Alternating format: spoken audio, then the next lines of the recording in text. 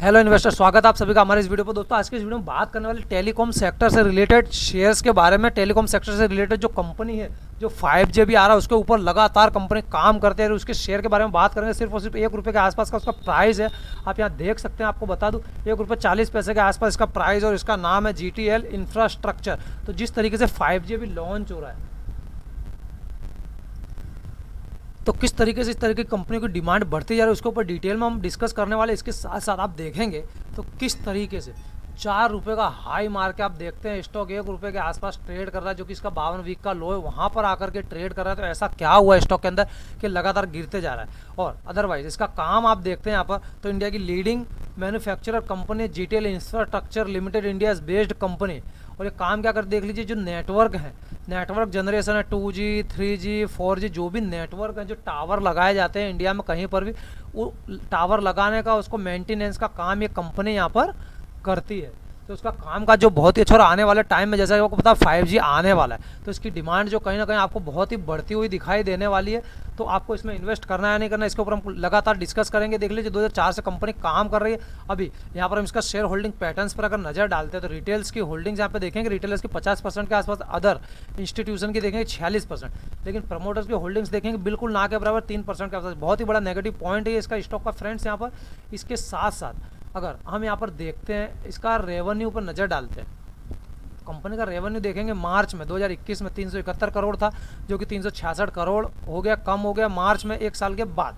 तो इसके बाद में अगर इसका प्रॉफिट देखते हैं तो भी लगातार लॉस कंपनी कर रही है। देख लीजिए मार्च में 2021 में 683 करोड़ का लॉस, बीच के 3 क्वार्टर भी लॉस, और सबसे ज़्यादा लॉस इसको लास्ट के क्वार्टर में यहाँ पर हुआ है। दूसरा इसका नेगेटिव पॉइंट है। दोस्तों मेरा काम है आपको सही जानकारी देना। मैं आपको ये नहीं कहता हूँ कि किसी भी स्टॉक में आपको इन्वेस्ट कर देना, ऐसा नहीं है। मैं आपको पूरा एनालिसिस करके बताऊँगा, उसके बाद में आपको खुद से डिसाइड करना है कि आपको इसमें इन्वेस्ट करना है या नहीं करना है। इसकी नेटवर्थ की बात करें तो इसकी नेटवर्थ लगातार गिर रही है, 1287 करोड़ थी, गिरते गिरते 2746 करोड़ के आसपास गई। तीसरा नेगेटिव पॉइंट, इसके साथ इसके फंडामेंटल्स पर हम नज़र डालते हैं यहाँ पर, तो मार्केट कैप 1767 करोड़ है, small cap company, current price 140 है, हाई देखेंगे ₹5 का था, लो ₹1 का था। डिविडेंड कंपनी नहीं देती, फेस वैल्यू ₹10 के आसपास है। वहीं प्रॉफिट ग्रोथ देख लीजिए माइनस में आपको दिखेगी, सेल्स ग्रोथ भी माइनस में दिखेगी, प्रमोटर्स की होल्डिंग्स भी बिल्कुल ना के बराबर, प्रॉफिट आफ्टर टैक्स भी माइनस में, रिटर्न ऑफ 3 मंथ्स ये भी माइनस में। डेप्थ देखेंगे कंपनी के ऊपर काफ़ी ज़्यादा डेप्थ है, 4872 करोड़ रुपए का डेप्थ है, और कंपनी की सेल्स है 1463 करोड़ की। तो इसके जो फंडामेंटल्स है काफ़ी नेगेटिव है। इसके फंडामेंटल्स ऐसे नहीं है कि आप इसमें इन्वेस्ट करें। इसके साथ साथ इसके मैक्सिमम चार्ट पर हम नज़र डालेंगे यहाँ पर, तो आप देखेंगे स्टॉक की लिस्टिंग हुई थी ₹23 के आसपास हुई थी, वहीं से इसने हाई मारा है दोस्तों, ₹83 के आसपास का इसने ऐसा हाई मारा है। वहाँ से लगातार कंपनी अच्छा काम कर रही थी। प्रमोटर्स की होल्डिंग्स घटने के कारण 2013 में स्टॉक एक पेनी शेयर बनकर रह गया, फिर एक मूवमेंट देखी गई यहाँ पर 2019 से 2016 के बीच में। इसके बाद से लगातार ये पेनी शेयर ही बना, वो ऊपर जाने की कोशिश ही नहीं कर रहा। तो एक ₹83 का स्टॉक, मल्टी बैगर स्टॉक, सिर्फ और सिर्फ ₹1 पर आ गया है, क्योंकि प्रमोटर्स की होल्डिंग्स घटी, इसका कामकाज घटा है। उसके ऊपर भी हम डिस्कस कर लेते हैं आगे। इसके प्रोस देखेंगे तो कुछ भी नहीं है, और इसके कॉन्स देखेंगे तो काफ़ी सारे इसके कॉन्स है। इसका देख लीजिए प्रमोटर्स की होल्डिंग्स भी डाउन है, रिटर्न्स भी नहीं दे रही है। प्रमोटर्स की होल्डिंग्स जो 100% गिरवी रखी हुई, सबसे बड़ा नेगेटिव पॉइंट, जो प्रमोटर्स की होल्डिंग्स हो यहाँ पर गिरवी आपको यहाँ पर देखने के लिए मिल जाती है। क्वार्टरली रिजल्ट पर आप नज़र डालते हैं, कंपनी की सेल्स देखेंगे तो आपको कहीं ना कहीं थोड़ी सी सेल्स इसकी बढ़ती हुई दिखती है, एक्सपेंस देखेंगे थोड़े से बढ़ते हुए दिखते हैं, लेकिन नेट प्रॉफिट आप देखेंगे लगातार कंपनी लॉस करती जा रही, लॉस बुक करती जा रही शुरू से। आप 2019 का डेटा उठाएंगे तो 207 करोड़ का लॉस है, वहीं पर आप 2021 जून का डेटा उठाएंगे 217 करोड़ का लॉस है। उसके बाद में लास्ट का जो क्वार्टर है मार्च 2022, इसमें 853 करोड़ रुपए का इसको लॉस है। दोस्तों एक लॉस मेकिंग कंपनी है यहाँ पर ये।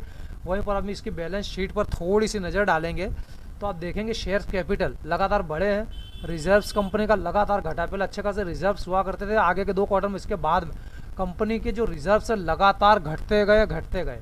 वहीं कंपनी का जो कर्ज लगातार आपको बढ़ता हुआ दिखेगा, कंपनी के एसेट्स थे वो भी आपको डाउन होते हुए यहाँ पर दिखेंगे।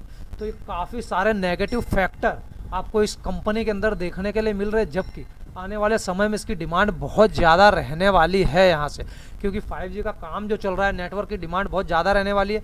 1 डे रिटर्न्स देखेंगे अपर सर्किट 4% का देखने को मिलेगा, 1 वीक देखेंगे 12% ऊपर की तरफ गया है, 1 मंथ देखेंगे 7% ऊपर गया, लेकिन 1 ईयर्स की बात करें तो 55% स्टॉक डाउन हुआ। अगर आपने इसमें 1 लाख रुपये लगा दिया होता तो आपके 45,000 रुपये यहाँ से बचे होते, 55,000 रुपये आपके पानी में डूब जाते।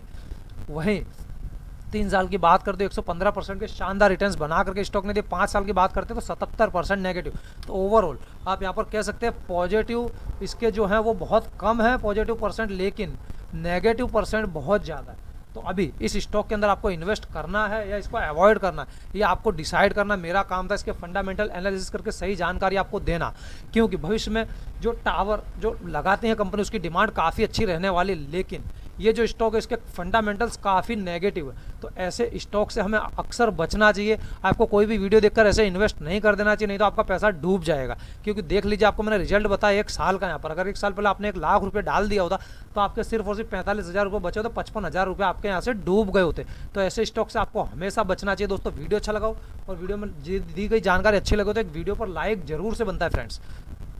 मिलेंगे नेक्स्ट वीडियो में, तब तक के लिए बाय, थैंक यू।